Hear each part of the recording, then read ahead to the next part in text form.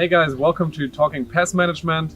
My name is Daniel, I work with Futura, and today we're talking with Steve Gould. Steve Gould is from the UK, and we're having a Skype conversation today, and we're discussing pest management and its future within the next 5 to 10 years. So if you want to get in contact with Steve, his name is written Steve with a V. Steve is a very exceptional character in pest management industry, and this is why we're talking pest management today with him. Steve is very visionary. He knows the trends of the next couple of years. He knows where pest management is heading, and we're able to find out today. I'm lucky to spend a couple minutes with him. Enjoy. All right. Hi, Steve. Welcome to Talking Pest Management. Thank you, Daniel. Glad to be here. Really looked forward to speaking with you today and talking pest management. Could you inform the folks who you are? Just a few words on yourself. I'm Steve Gould. I do training, assessing. What I really do is pass on knowledge, and I actually gain knowledge from other people. I embrace it, okay? And then we sort the wheat out from the chaff, and we move forward. I embrace technology a great deal because it is the future. It is present now. It's not the future. It's already happening. It just needs building on. I work for a Lantra as a trainer assessor, plus my own training, of course, which is more practical sometimes. So I'm just a guy that passes on knowledge. And I have friends globally that are always in contact with me. We're always talking about rat control, etc., around the globe. So I've got a lot of info coming in from a good base. So go ahead, let me know. A first question that I have to you is, what is wrong with the industry today? We're using a lot of poison. What's your take on that? Is poison still the way to go? My take on that is, when you say what's wrong with the industry, I don't know how specific you're being. I like to say it's like we're being brainwashed, or people are being brainwashed, but not by the industry. They're brainwashing themselves into believing that rodenticide is the only way to react to a rat problem when it isn't. You know, especially when there's only a few rats, trapping is more beneficial than rodenticides. Mm-hmm. But you see, I have to come at this from two levels because I'm more agricultural, okay? But I do understand the city way of life as well. I understand the problems in there. So there's two different takes on rodenticide use. Personally, myself, and I might get bombarded with complaints about this, in cities, towns, and villages where you've got small buildings, warehouses, houses, pubs, restaurants, etc., I think traps is the way you should be using, not rodenticides, especially with nut allergies, etc. out there now, what we know about, contamination, etc. But if you go into the countryside, into the farming side, agricultural side, I'm going to have to be totally honest, sometimes rodenticide has to be used because of the volume of rats. I agree. Totally agree. But having said that, once you've knocked that population down, then traps should come in, and you should carry on with a trapping program. But as you know, my favourite of all is habitat management. Control the habitat, okay? Because all rat populations have a carrying capacity. Proofing, hygiene. Yeah. Study them. Proof it. And all rats have a carrying capacity. All animals do. And if you can make a dent in that carrying capacity habitat, then you'll start controlling the rats. That's the way I've always done things, and that's the way I will carry on doing. And what I want to throw in is also note that we're talking today per status quo in 2019 February.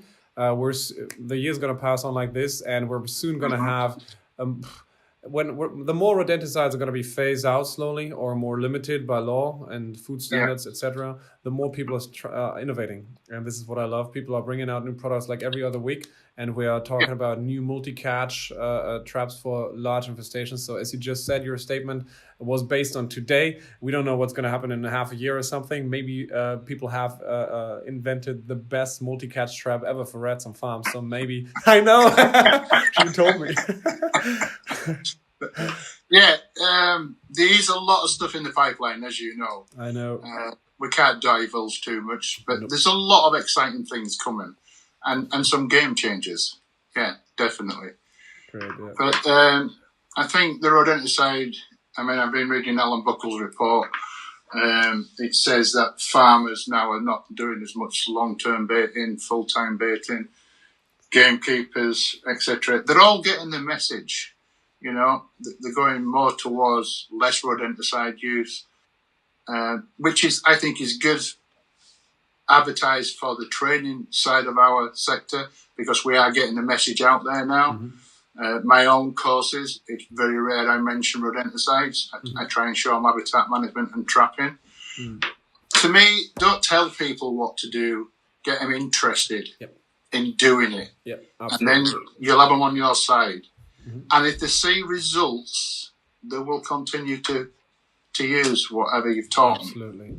Yeah, so my next one would be talking about rodenticides. I would love to learn more about alternatives and how you think trapping, for instance, could result in being a strong alternatives to poison, or rodenticides, as we say.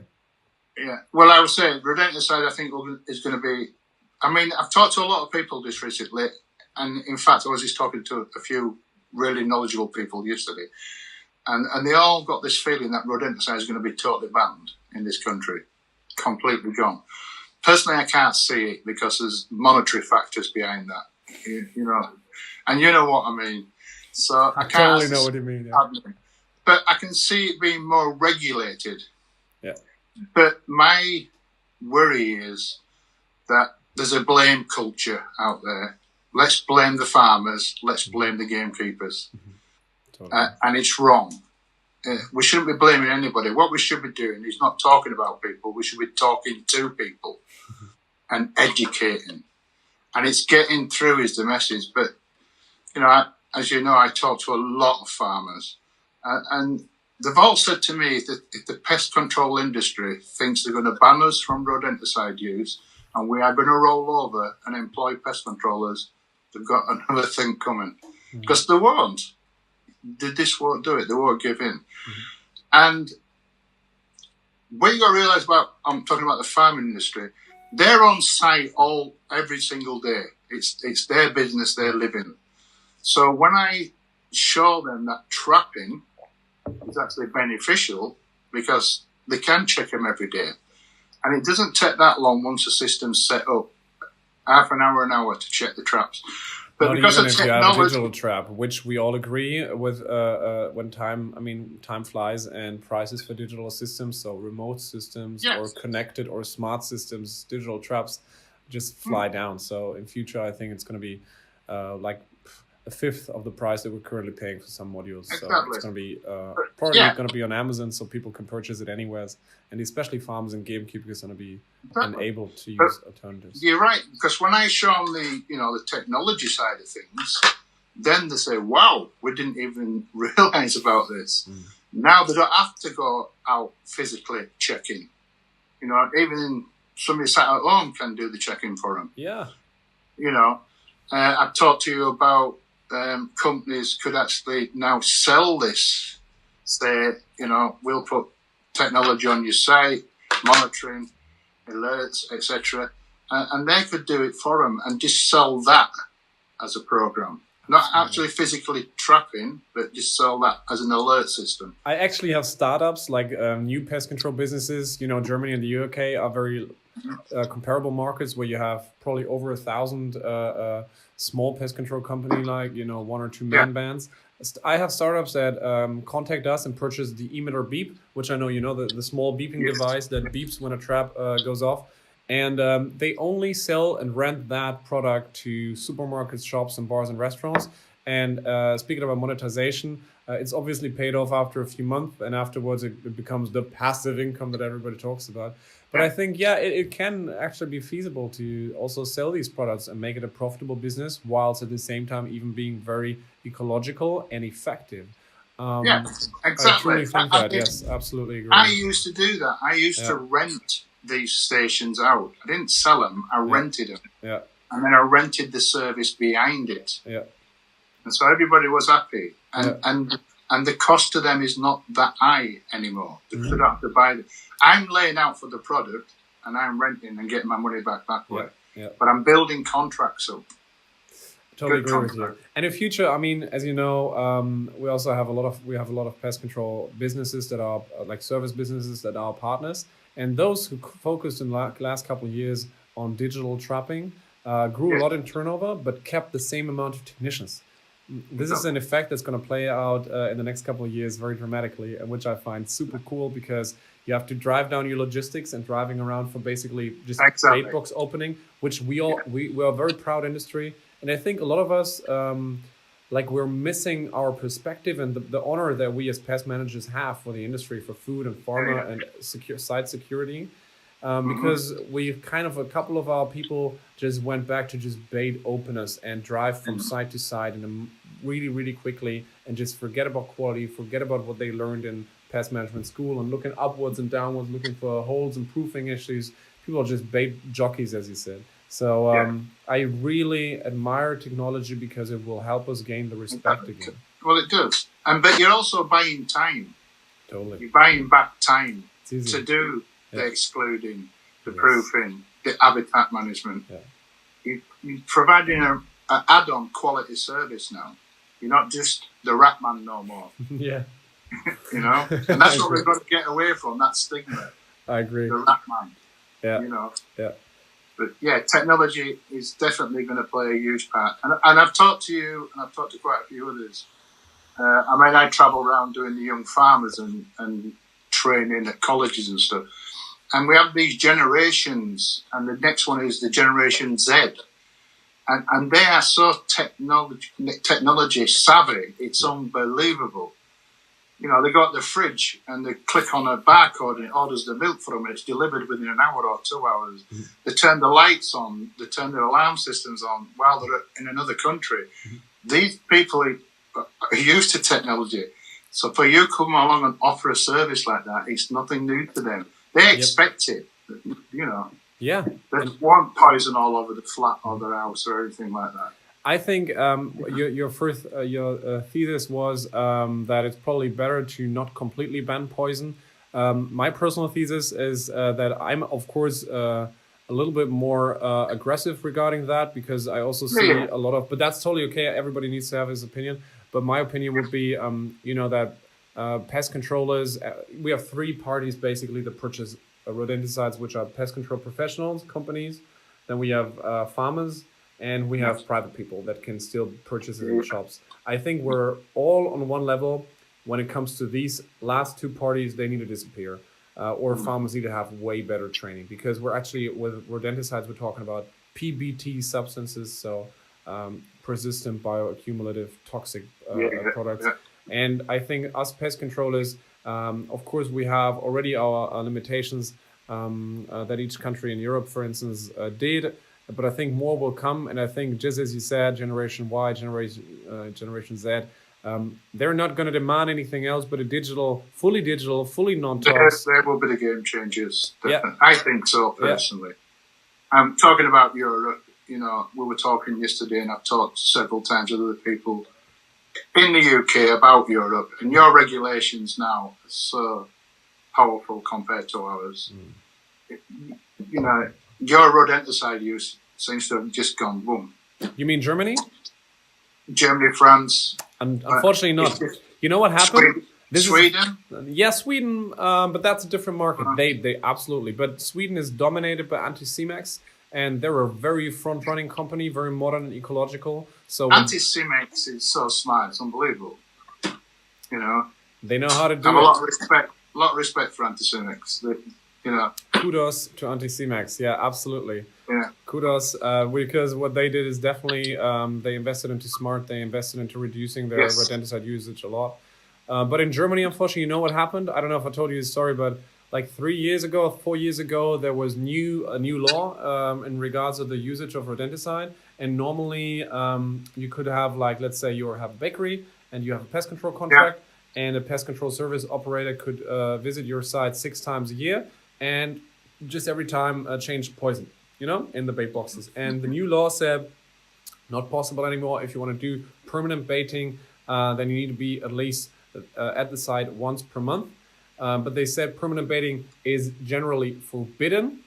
Only you could use it if you document that the site needs to do prophylactic baiting because they're next to a river or something. So what the industry did is, or pest managers did, wow, let's just write a pre-written contract and write like a statement, because there was no law that stated exactly how it should look like. They wrote an approval, like every site needed a prophylactic baiting now.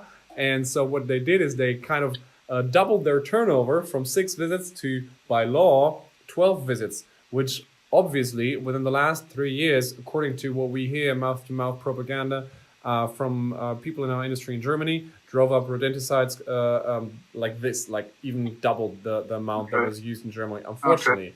Which the environmental government agency, of course, they're really kind of, I would say, pissed off to use that word, because obviously what they want to do is they wanted to reduce it. So that's the German story. But that's not the end of the story. That's just today. I think this next year definitely things are going to happen.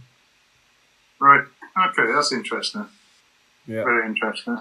Yeah. But you see, rodenticide use, if you're putting down a poison, this is my personal take, this is how I used to do it. If I'm putting down poison, I go back daily. I don't go back weekly, monthly. Yeah. I go back daily. Because if you're there doing it, it doesn't take that long. You're seeing what's going on, you're reacting very quickly, and you're bringing that population under control very quickly. Absolutely. 7 days used to be the total. That's what I aim for. Yeah. Going back every single day. You know, I think you've got a responsibility. You're using a poison. Leaving it 5-6 weeks to me is just, it's not doing its job. Absolutely. Not properly anyway. Yeah. You know. So what's your vision for the next 5 to 10 years of pest control? You know, we put that survey online. So talked about this so many times with so many people. Okay, like I said, a lot of people think that rodenticide will be totally banned. I don't.